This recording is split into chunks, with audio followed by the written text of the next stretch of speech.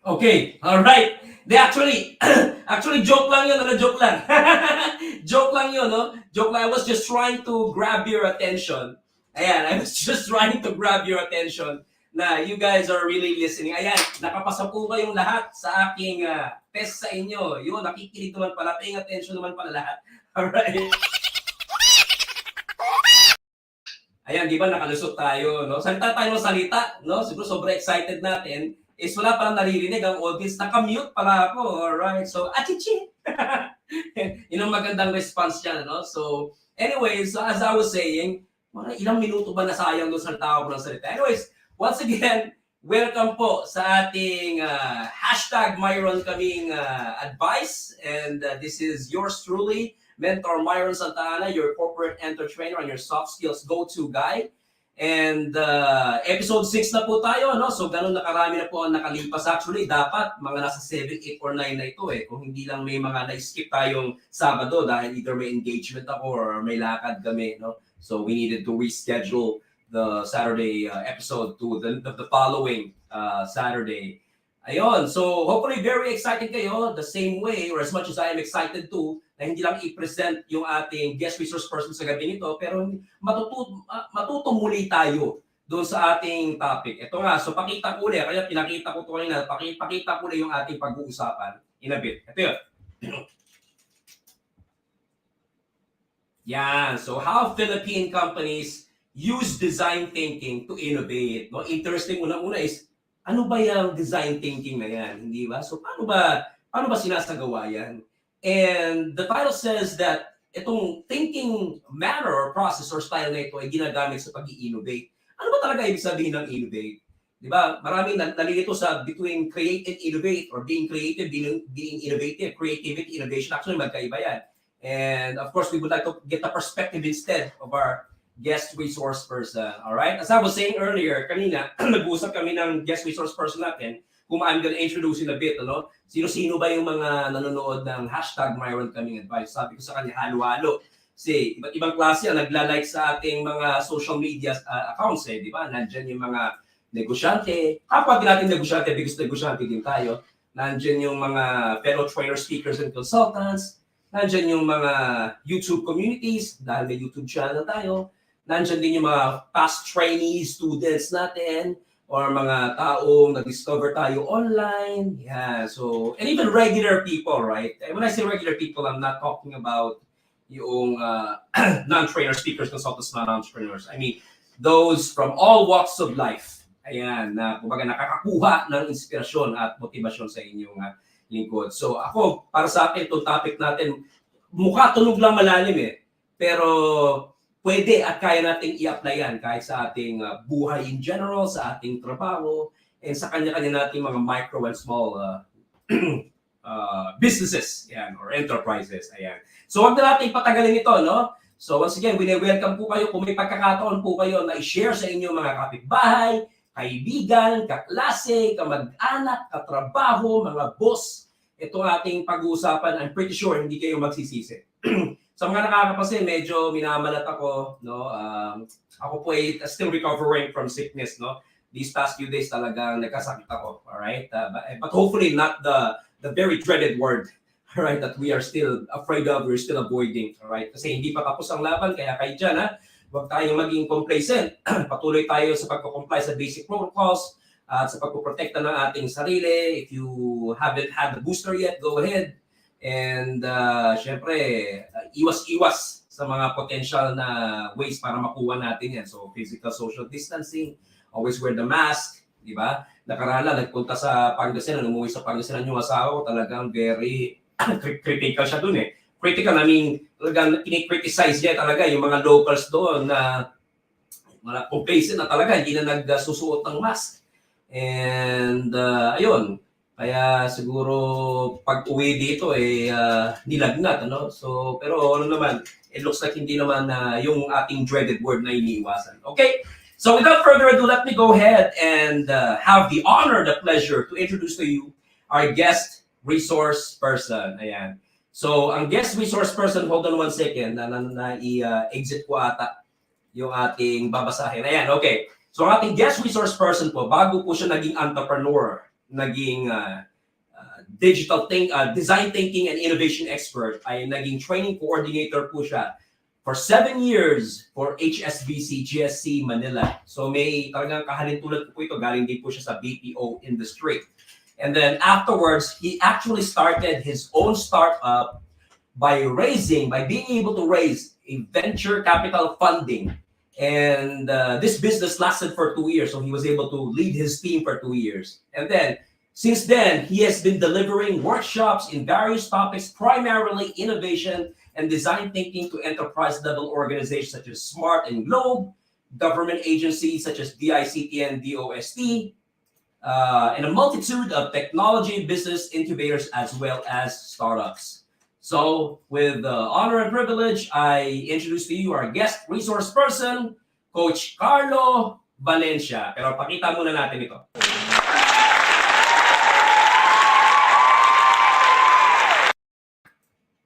Ayan. Okay, so let's bring him in. Hello, Coach. Hey, thank you. Magandang gabi sa inyo. Magandang gabi. How's your weekend so far? Yan, Ang ganda na simula natin kayo na blooper kagad, ano? Salita ako ng salita, nakamute pala ako. Alright. So, check. Alright. Feel fast. Nakabawi naman tayo, ano, Coach, no? Ayun. Alright, so, thank you for your guesting with me. Actually, nakapansin na wala pala akong audio. So, yun nga, nakamute pala ako. Ayan.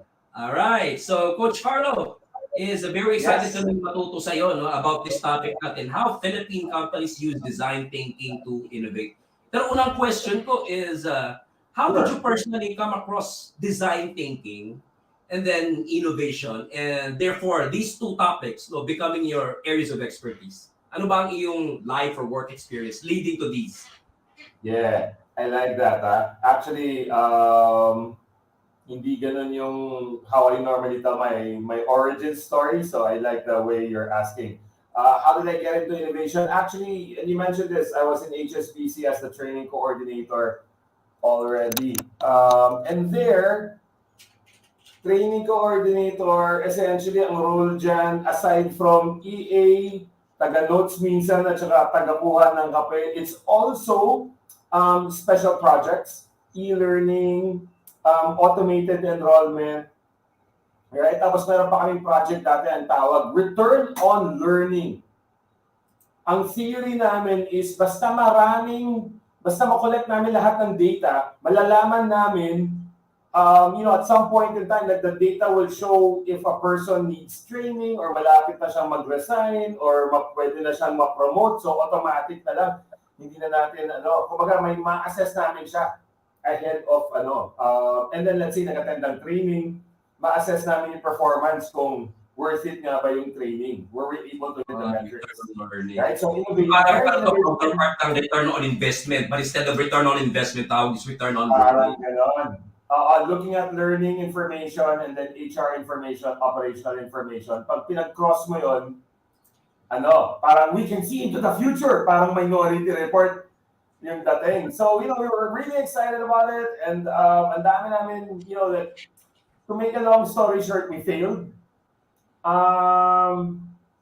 Pero, it was a corporate setting so medyo hindi siya in-analyze masyado. So that was my first experience in innovation. Meron pa kaming yung mga training materials, imbis na i-print out, gawin na lang natin naka-PDF sa computer. Diba? It sounds so simplistically, so silly, diba? Na napakasimple nun. Huwag tayo mag-print, ipakita na lang natin sa computer. We saved 500,000 pesos just by doing that. Right? But somebody had to do it. Paperless, no? Right? Somebody had to actually say, okay, wala na magpiprint. Right? So that was my first experience in innovation.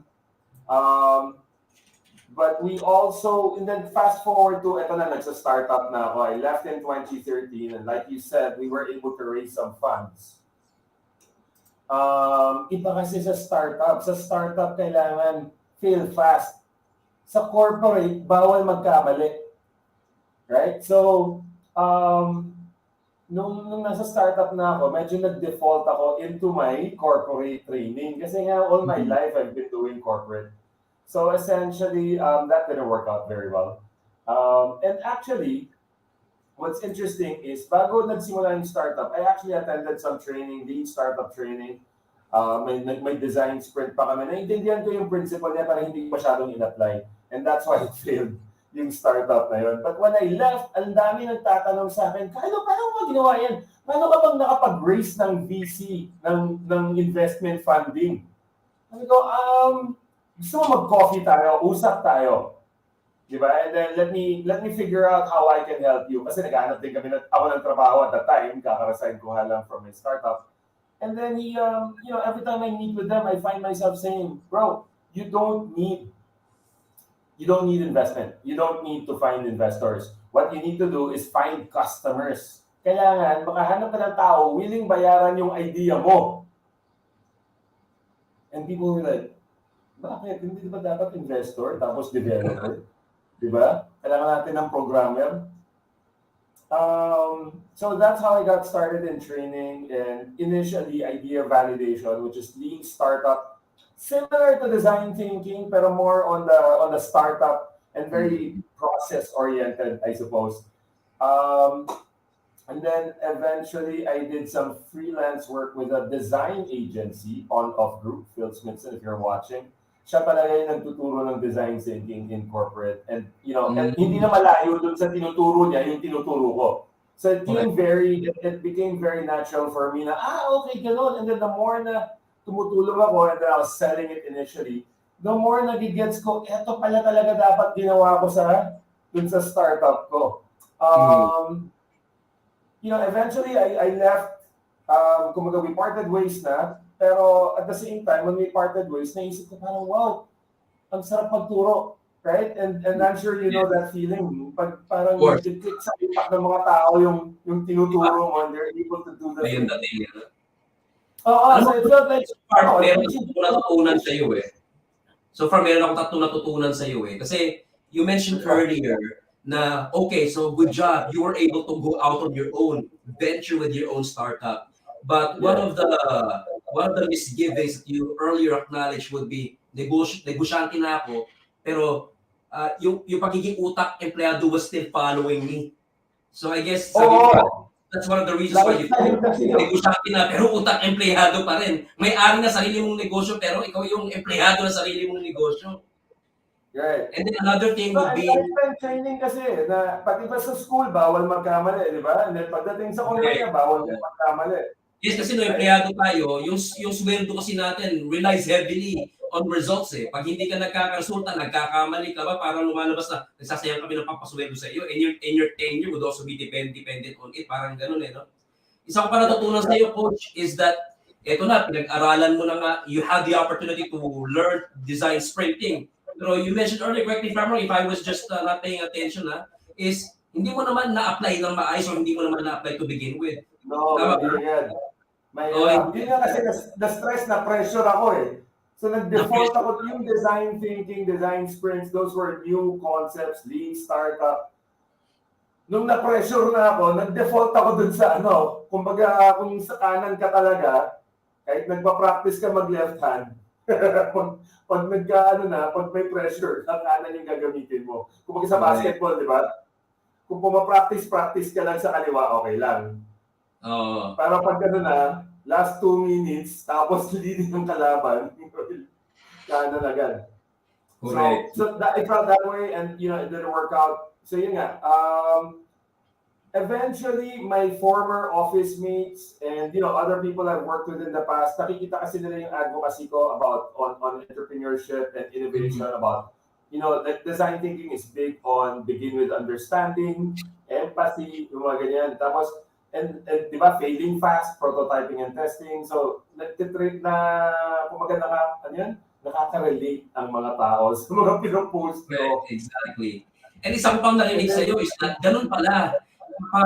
When you're a startup, is that you don't look for angel investors, venture capitalists, right? You look for big customers who are willing to pay or pay big just to avail of your product, service, or solutions. And then sa pamamagitan ng pag makakakuha ka automatically ng atensyon ng mga venture capitalists. Okay to okay to startup na to ang daming customer, daming bumibili ng produkto, serbisyo nga. Parang gusto ko nga sumawsaw dyan, masuportahan nga financially. Tama ba? Exactly. Did I interpret correctly yung nangyari sa'yo? Yeah, no, that's exactly how it is, di ba? And like you said, new learning mo yan eh. Ang mindset ng tao, ganun, pag startup, kailangan investor muna. Angel Correct. investor, di ba? Pero actually, that's a very, kumaga, ang tawag dun? Yung parang commonly accepted, pero mali pala actually. Right. Like traditional businesses, pag may business idea ka, kailangan i-testing mo kung magbabayaran ka ba talaga ng tao for the thing you're going to build before you build it. Correct. Right? Alam mo, I remember I joined this forum ng mga investors, and I don't recall anymore why I joined that because I wanted to invest or I was looking for investment. Meron ako nabasa isang doon angel investor, sabi niya, we are not looking for dreamers. We are looking for implementers. So ang dating sa akin noon is that kung ako yung venture capitalist or angel investor, o kinalapitan mo ako, is ang hahanapin ko is, asan ang produkto mo?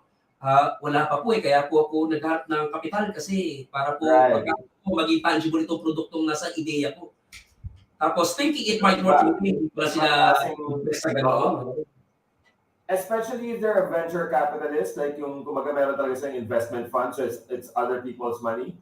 What they're looking for are startups that have potential to scale, that have proved meron na silang traction, operating na sila. Kumaga, let's say 1 million a month, pero gusto nila maging 100 million a month.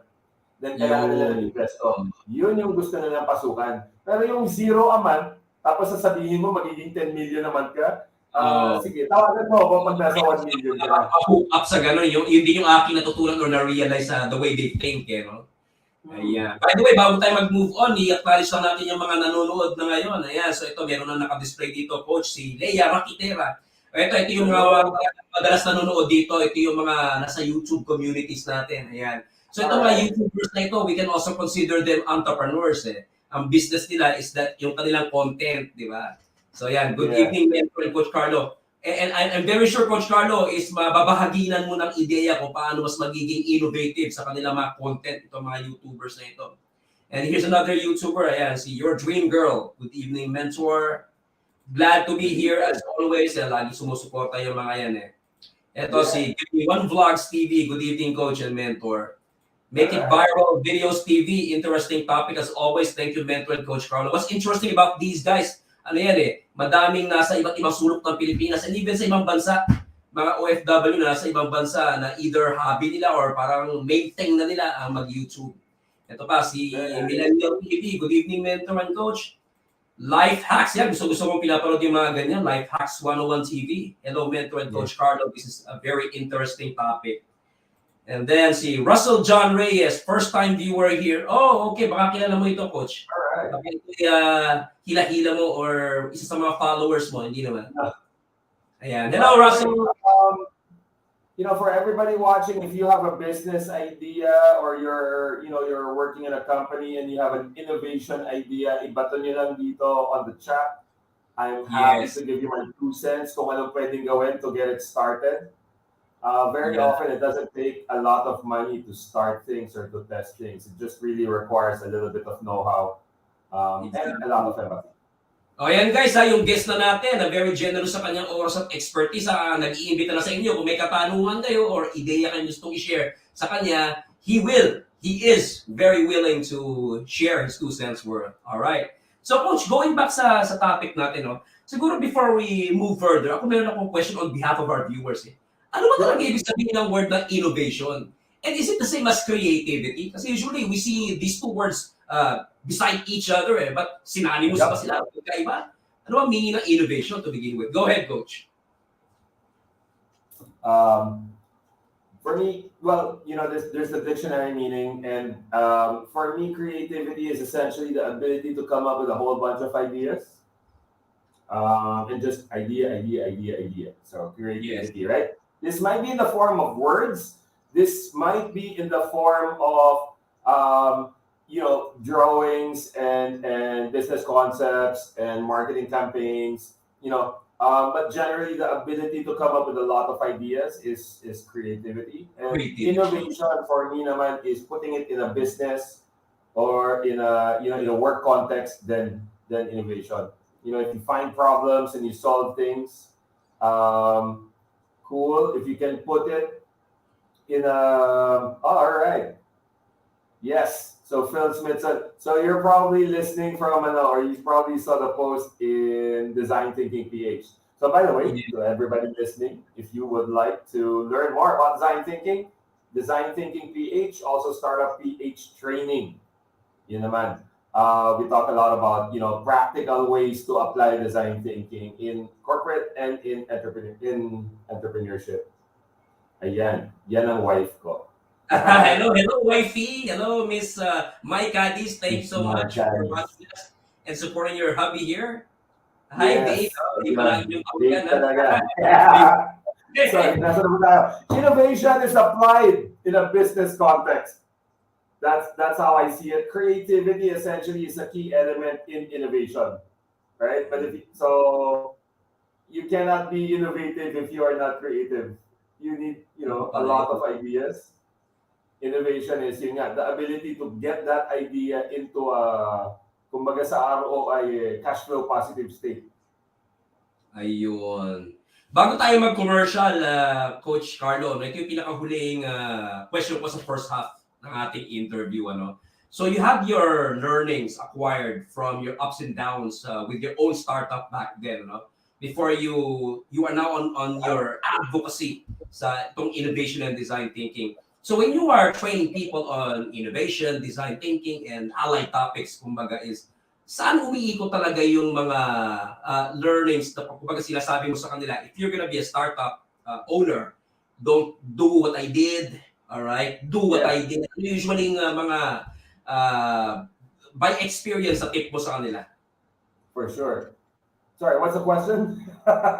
The question is ano yung pinaka major na tip or kaya doon umiikot lagi yung Ah, innovation design thinking na based on yeah, man. yung mga successes and failures din sa unang startup mo. My super main things. I mean, from a work perspective. Kasi meron naman yung mindset perspective. I think I guess mindset or values, which is the gratitude of doing what you want to do, especially if you're an entrepreneur, and you're in a business that you've always wanted to start, and you're doing the thing that makes you happy, and you're able to make money out of that. Like I think the gratitude of being in that place will help you overcome kahit na anong problema yan. Right? Exactly. Versus, like marami na rin ako mga pangit at naging trabaho eh. So, di ba? So there. But also, but from a work perspective, like any project, any innovation, ayun, ako yan, Sir Russell. But Siya yun. He's the go-to guy. yeah, number one is empathy or begin with understanding. A lot of people skip this part. I skipped this part back in the day. Now, you take 1 week or 2 weeks, depending on the amount of time you have. Given any project, spend time, talk to the people that will be using that thing or that will be affected by the project. Or that will benefit from the idea, talk to them 1 week or 2 weeks, like talk to as many people as you can, pero wag mong pag-usapan yung project mo or wag mong pag-usapan yung idea. Just figure out what are their goals, what are their frustrations, paano nila inaayos yung mga problema nila relative to your idea, not like goals in life all the time. Pero mga goals, let's say, I don't know, may restaurant ka, di ba? Anong pinakasarap mong pagkain? For example, di ba? Ano yung favorite mo? That could be a good question. Wait muna, Coach Carlo. Coach Carlo, naku, medyo bibitinin ko muna yung ating mga tagapanood kasi Yeah. we're already getting deeper into this design thinking process and how Philippine companies can use it in the running of their business. But pag-usapan natin yan, Coach Carlo, sa ating pagbabalik. Ngayon is let's have All a right. commercial break muna. So, Coach Carlo, I'll talk to you in a bit. Sounds good. See you.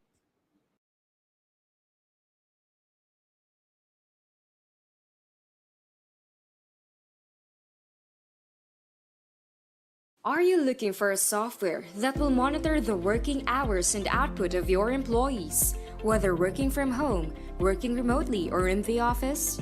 A software that your employees will appreciate as everyone will be pulling their weight? Well, look no further because Workmate is here. Workmate is a time tracking and remote monitoring software with collaboration or project management feature and a planner. Yes, you heard it right, just like your 3-in-1 coffee.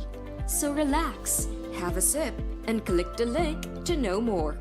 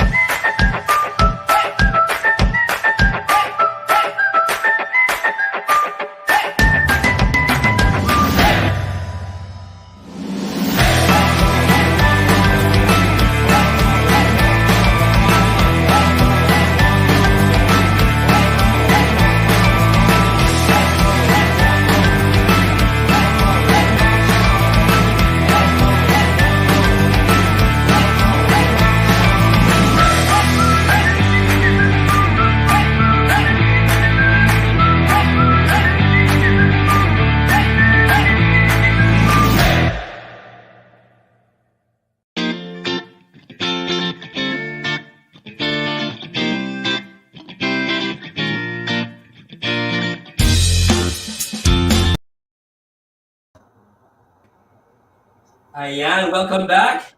Coach Carlo, ayan, ito na. Ito na yung pinaka-exciting na part. Kasi ako personally, gusto ko rin pag-aralan, matutunan itong design thinking na ito at paano siya ginagamit pag-innovate. So, Coach Carlo, how do Philippine companies use design thinking to innovate?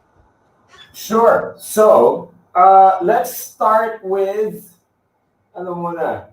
Well, very often it's in HR, actually. When it comes to, when it comes to enterprise level organizations, very often it's with HR or it's with the leadership team. Pero I'll focus my conversation around small and medium businesses, software development companies, mga ganyan. Mga 10, 20 to 100 people maybe, right? So what I've found recently is when medium-sized companies, they have a new product or they want to redesign their website. They want, if you're redesigning a website, if you're an established company, if you're a startup and you're starting your company, you're starting your thing, it takes an afternoon to build your website. But if you're an established company and my website ka na dati, you want to redesign it, mahirap. Diba? Kasi now you need to figure out not just where do you transfer the content, but what are the business goals? And you're going to end up, because now you're like 30, 40 people, there's a committee, 3 people, 4 people are working on it. Diba? So that will easily add up to a few 100,000. And dati, yung nag-design ako ng website, Coach, isa ko pang worry is that yung una kong website, yung luma, ang taas ng expect niya sa search engine ranking or yung SEO. Tapos pag Right. mag-iiba ako ng website, ma-maintain ba yun or start from zero uli ako? Yun yung mga considerations no? Absolutely. No, for an SEO perspective, that's definitely a concern. But I don't cover that. What we focus on is bakit ka ba nagre-redesign ng website? Okay. What's the goal exactly? Ano ba problema ng lumang website? Di ba? So that's, for us, really, that's how to understand why the website needs to be redesigned. Another thing that I've seen happen is creating new products. Mm-hmm. Or let's say meron silang digital product. Let's say I was working with a BPO actually that was doing e-learning, essentially teaching the English to essentially BPO siya, yung mga agents, mga teachers, nagtuturo ng ng English subjects sa mga French abroad. Right? Meron silang platform essentially kung paano yung mga slides, etc., etc. So they built it like in the 90s or early 2000s. So feeling nila kailangan ng palitan. Right? And tama naman, kailangan ng palitan. So you want to make sure na yung bagong produkto mas maganda dun sa luma. Correct, of course. So, di ba? And sometimes kasi one of the things I like saying is if you go through a digital transformation without really understanding the problems in your company and the reasons you need the digital transformation, you're gonna end up digitizing your problems.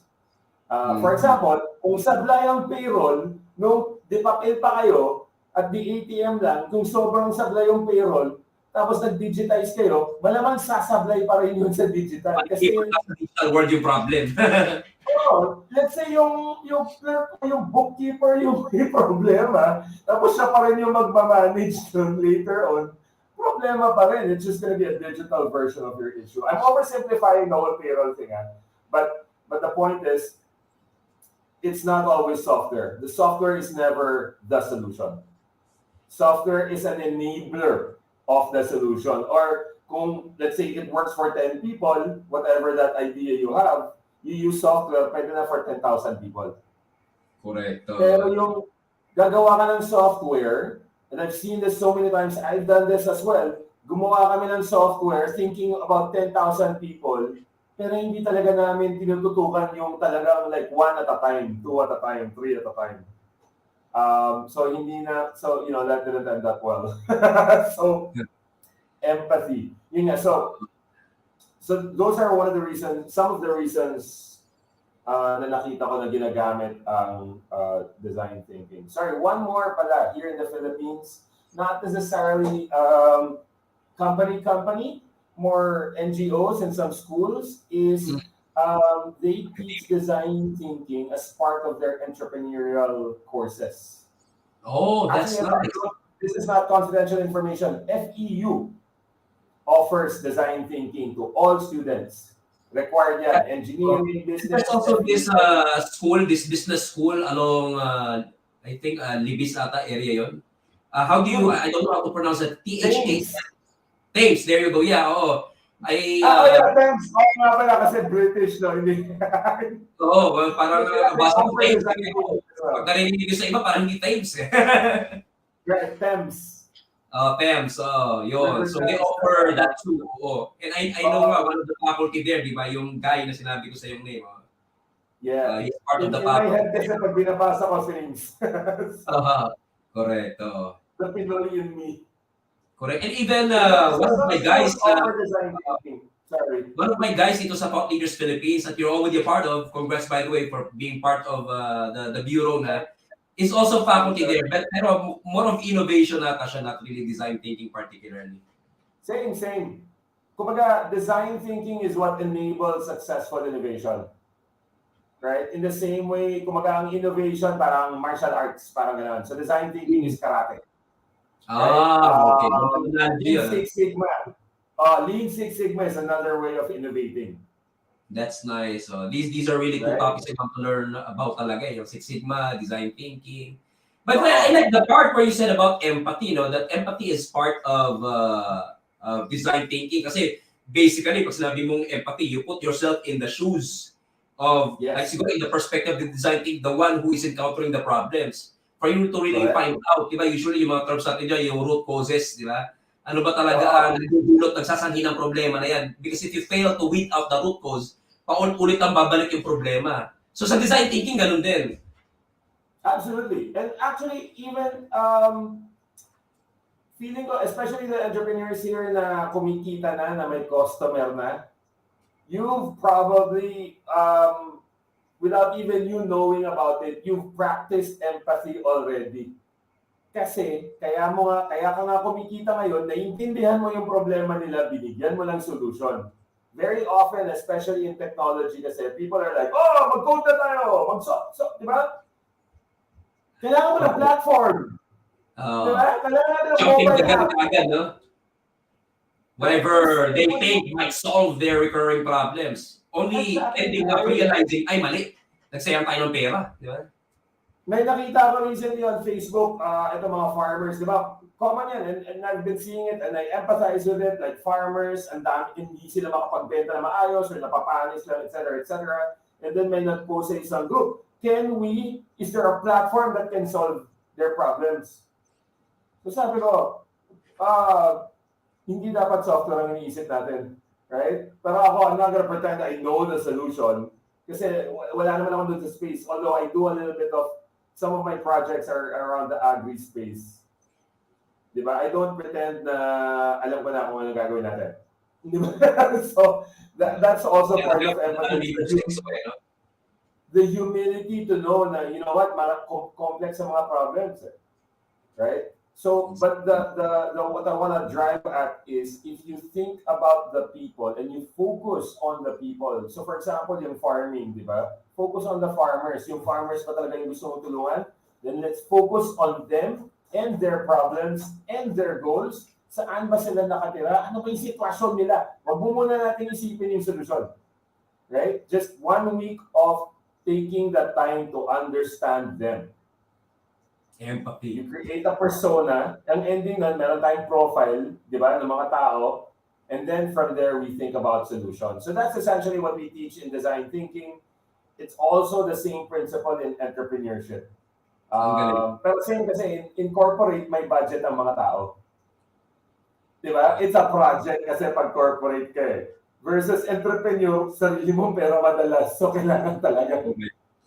Nakius lang ako, Coach Carlo, ano? Sino ba ang matalinong nagsimula, nag-isip, at nag-spread nitong design thinking? Saan kanino ba galing yung konsepto niyan?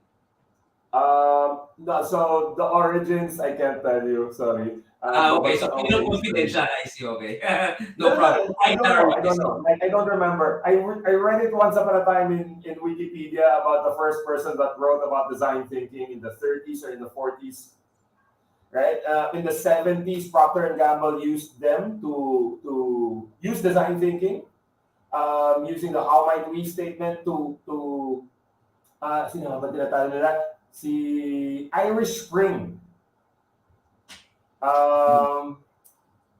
Di ba ito yung parang may bar? Dati sa mga sabon, yung parang may gitna. So, lime sa gilid and then mint sa gitna. I can't remember that. But essentially, that was the iPhone of soap. Parang ganun. Walang makatalo sa kanila. They got 60% of the market. 60, parang sila naging Jollibee, yung sabon na yun. So, Procter & Gamble wanted to beat them. And instead of like doing a new marketing campaign, what they decided to do is, let's apply this method called how might we mag-brainstorm tayo ng all the possible ideas, kunin natin lahat, and then let's prototype kumarap na mabilisan. Eventually, nakahanap sila ng competitor.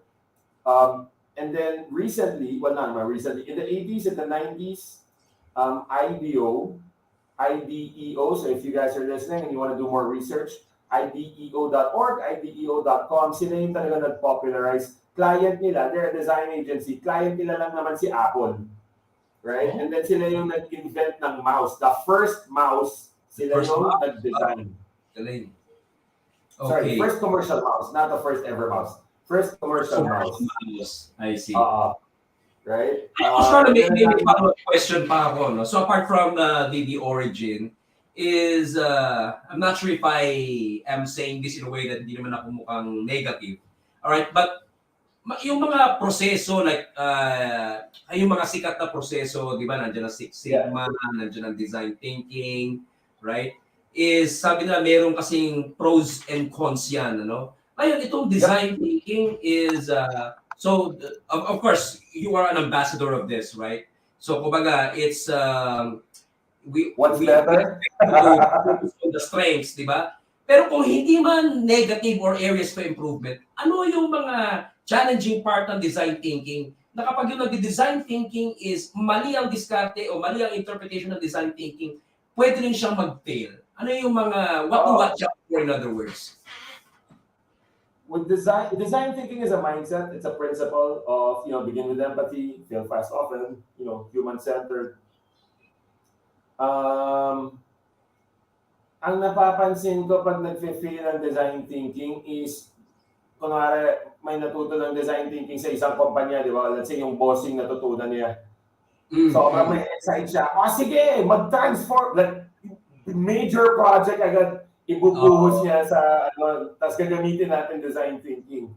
Right? Tapos lahat ng tao, first time pa lang mag-design thinking. So parang naguguluhan lahat sila, right? So what we teach also is if you're implementing it in your organization, go get the 10, 20 most innovative people, yung mga parating nagre-reklamo na dapat baguhin na natin to, dapat mag-digitize tayo. Yung mga ganyan, ilagay mo sa classroom, tapos, we'll go through the process of finding problems in the organization and then prototype and then test. Ang ending ng workshop namin, hindi naman sa nagbebenta ako, pero ang ending ng workshop namin is, lahat ng tao or lahat ng team nagpre-present ng ng idea sa mga bossing, ng mga initiatives na pwedeng gawin. And then yung presentation na yun, it's not just based on sa feel nila, ito yung maganda eh. They went through the process of empathy, tinesting na nila ng konti, ni-refine na nila. So hindi self-serving kumbaga yung ideas nila. Greater good palagi. Kasi dumaan sila sa tamang proseso. Kasi may mga ganun tao. So, pag-present nila sa mga bossing, medyo may ayos na. Solutions, pero medyo mababaw yung solusyon nila kasi self-serving. At yung pagiging self-serving, hindi yung kailangan sa design thinking. Baka mag-fail ang design thinking. Yeah, so oftentimes also, by the way, sometimes people say like, hindi namin makausap yung customer eh. So, ginawa na lang namin. Or sinurvey na lang namin. Or nakipag-chat. Feeling nila, empathy. Or, makikipag-interview, pagdating ng interview, ang tatanungin na, ang pag-uusapan, yung idea. Hindi yung in-interview nila. Actually, may idea kami. Kasi pag gumanyan ka, may idea ako, gusto kong i-digitize yung payroll, for example lang, di ba?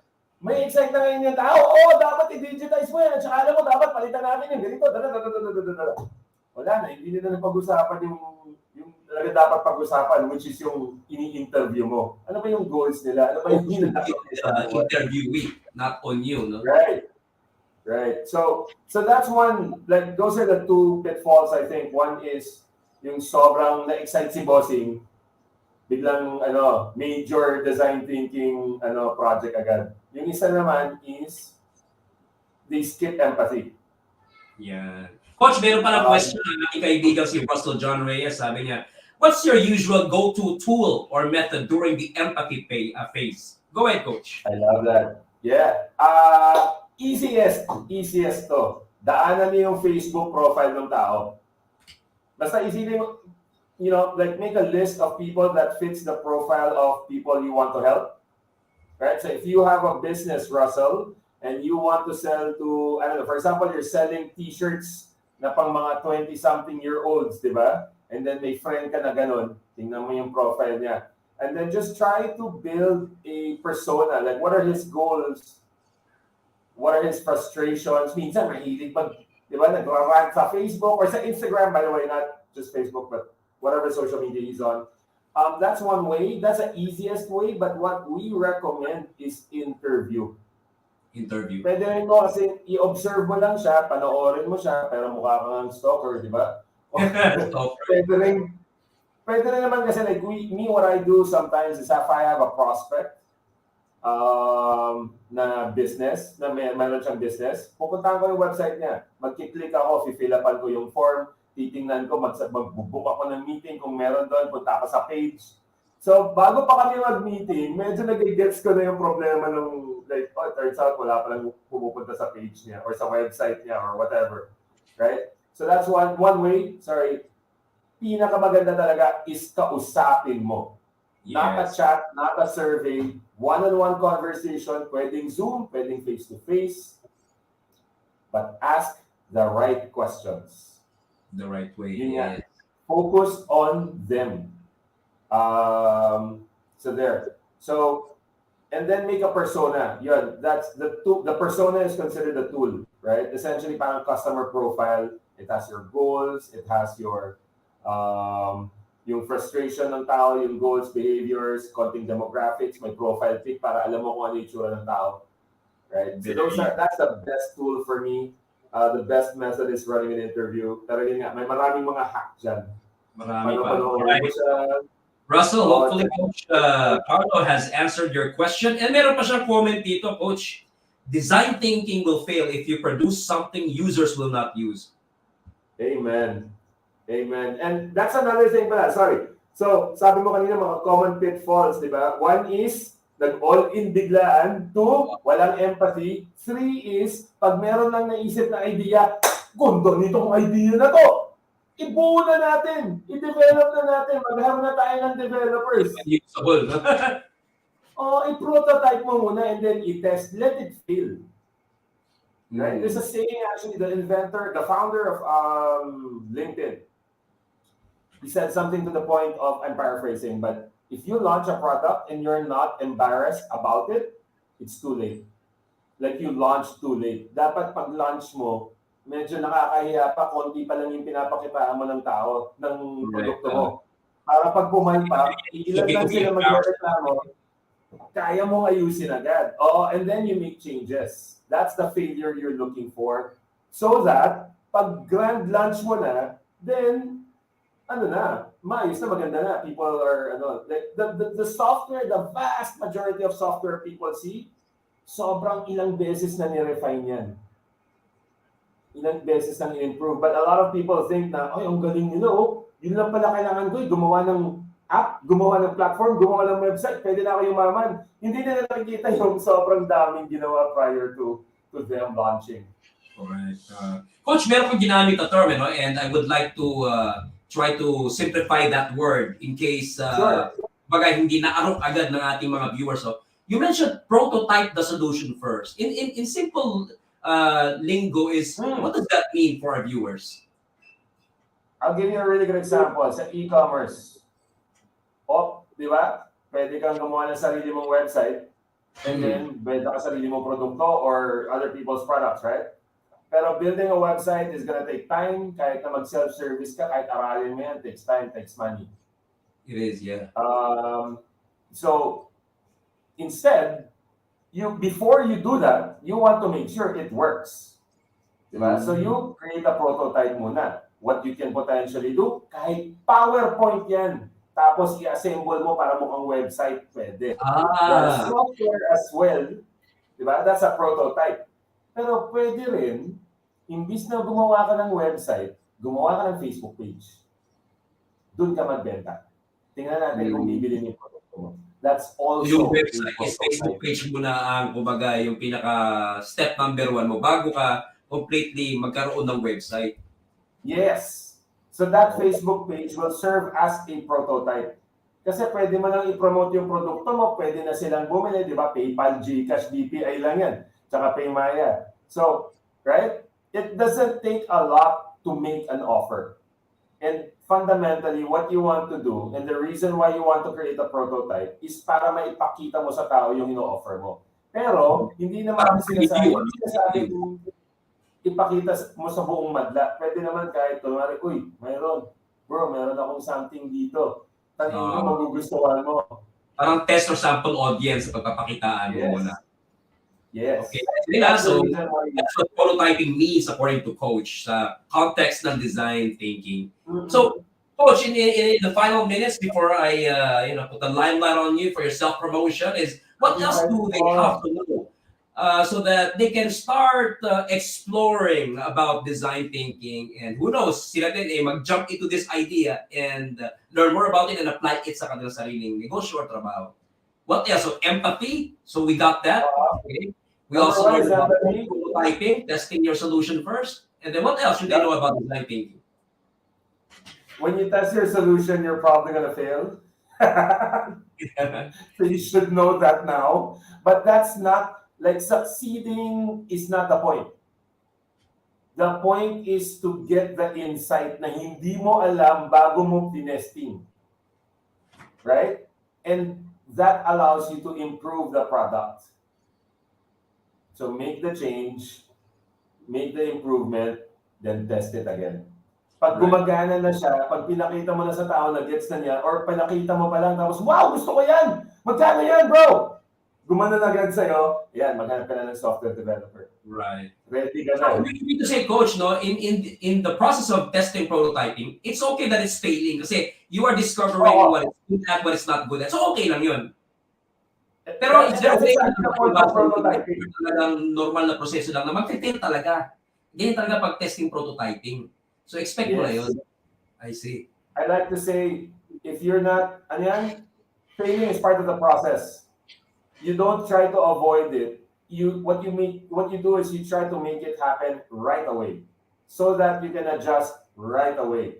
Yun yung parang yun dapat yung mindset ng prototyping and testing, and fail fast, fail forward. Perfectly said. Ayan mga kaibigan, ayan, may natutunan naman tayong bago. Ayan, design thinking. If you want to know more about it, siguro magsimula kayo sa Google it. Ayan, di ba?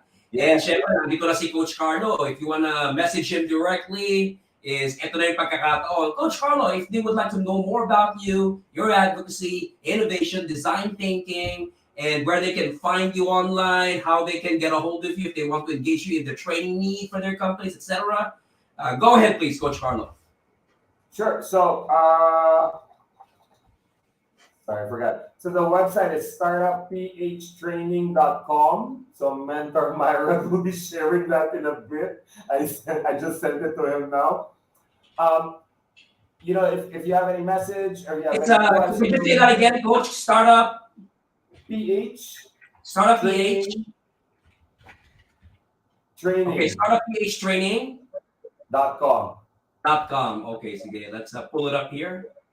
Okay, go ahead, Coach. So there, if you have any questions, we do corporate training, but we also do training for small businesses and startups. Syempre, iba yung rate depending on the size of the business, depending on the project, really. We do a lot of Coach, I'm sharing it right now. Our viewers can already see your website. There you go. Also, yung tinuturo ko on how to run interviews. The first thing that you want to do, nandyan din yan. We have online courses. There's a boot camp.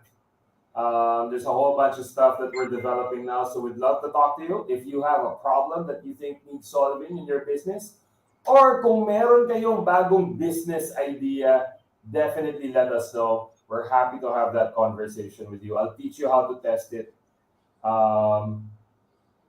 Without having to break the bank or go broke. Diba? Small tests muna. Ayan, sabi nga ni Russell John Reyes, really good insights, thank you. And the last comment from him is, connect with you, sir, soon. Ayan. So mukhang meron ka ng kausap, Coach Carlo. All right. Thank you. So, Coach Carlo, maraming salamat po ulit for agreeing to be our guest for tonight's episode of #Myron Kaming Advice. And I'm pretty sure yung ating Myron Kaming Advice na appreciate ng ating mga viewers. And I look forward to next time is seeing you in person so we can discuss more about our partner, Coach Carlo. But for now, I'll see you around virtually. Ikaw naman mag-guest sa amin. Sure, no problem. I will certainly do that. All right, so Coach Carlo, look it up, and thank you for the learnings tonight. Bye. All right, bye-bye.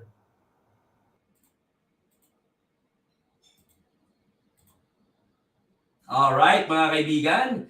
So inyo pong natunghayan at napakinggan si Coach Carlo Valencia. Siya po ang isa sa mga pinakabagong partner trainers, speakers, and consultants na Thought Leaders Philippines Speakers Bureau, the Speakers Bureau arm of MSSB Corporate Office Services or MSSB business solutions. So we learned what is design thinking and how Philippine companies use it to innovate in their business operations, their products, their services, their solutions, and even in the improvement of their employees and work efficiency. So, syempre, ganito po palagi yan mga kaibigan, hindi pwedeng pasok sa isang tenga, labas sa kabila. Syempre, lahat ng ating mga napapag-aralan na generously sinishare sa atin ng mga guest natin ng libre, wala pong bayad ito, di ba?